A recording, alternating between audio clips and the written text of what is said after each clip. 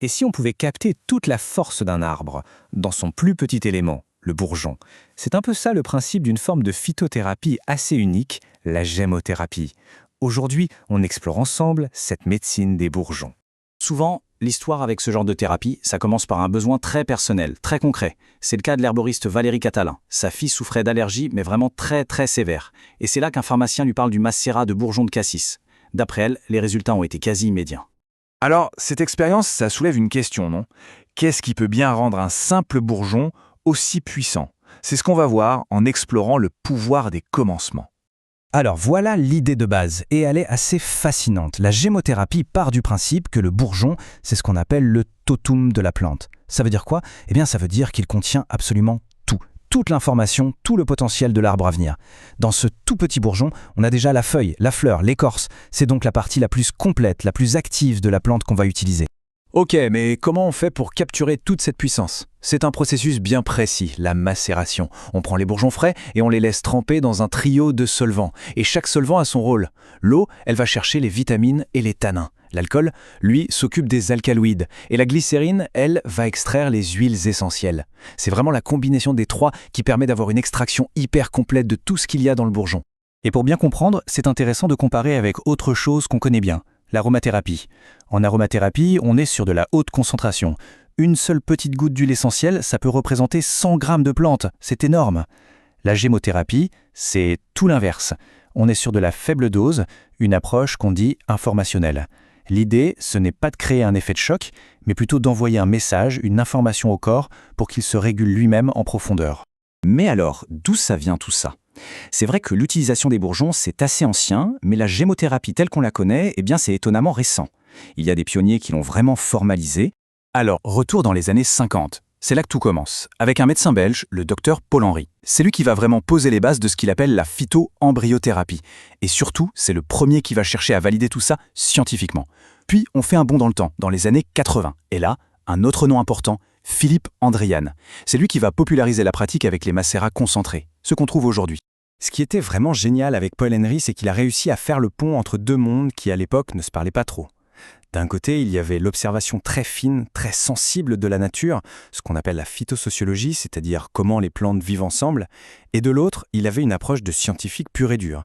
Il était en labo, il faisait des analyses de sang sur ses patients, il mesurait objectivement l'effet des bourgeons. Et cette approche, elle était vraiment unique. Pour lui, une plante, ce n'était pas juste un végétal, c'était un être avec un comportement. Un bon exemple, c'est le noyer. Le noyer, c'est un arbre qui pousse seul, un solitaire. Eh bien, Paul Henry le prescrivait toujours seul, jamais avec d'autres bourgeons. C'était ça sa vision. Il y avait un lien direct entre le caractère de la plante et son action sur le corps. Et ce qui est fou, c'est que des décennies plus tard, la science moderne est en train de confirmer ce que des pionniers comme Paul Henry avaient compris de manière intuitive. On commence à peine à décoder tout ça.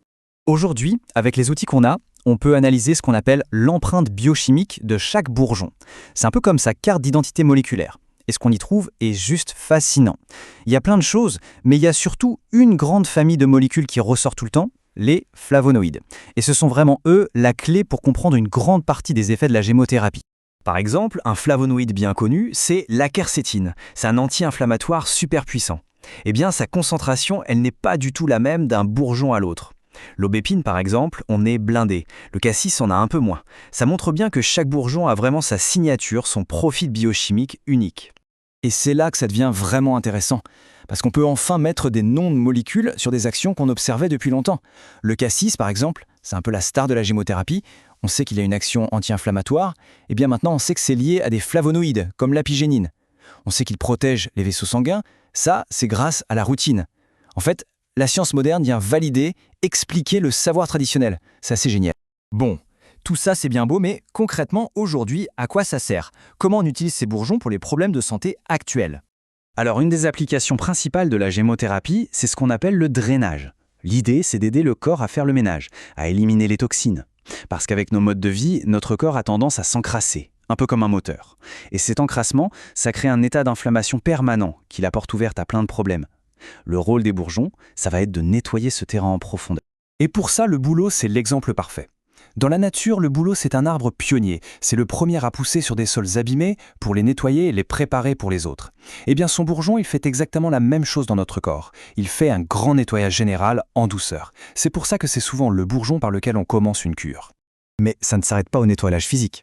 Certains bourgeons ont une action incroyable sur le système nerveux. Le figuier, par exemple. L'herboriste Valérie Catala a cette image que je trouve géniale. Elle dit que c'est le remède quand on a le petit vélo dans la tête qui ne s'arrête jamais. On connaît bien, hein, ce mental qui tourne en boucle. Eh bien, le figuier, il vient calmer ça. Et il agit aussi sur les conséquences physiques du stress, comme les maux de ventre. Mais attention, hein, douceur ne veut pas dire absence de puissance, loin de là. Et Valérie Catala raconte une anecdote personnelle qui illustre ça très bien.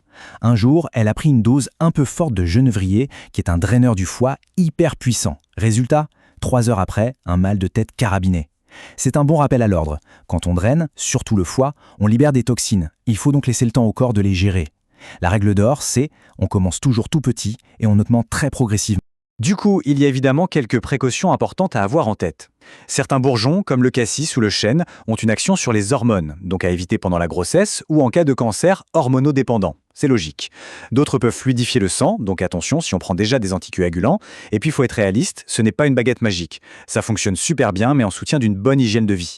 Finalement, la gémothérapie, c'est vraiment ça. C'est la rencontre entre deux mondes. On a d'un côté quelque chose de très subtil, l'énergie, l'information de la plante à l'état pur, et de l'autre, des molécules bien concrètes, bien chimiques, que la science peut analyser et valider.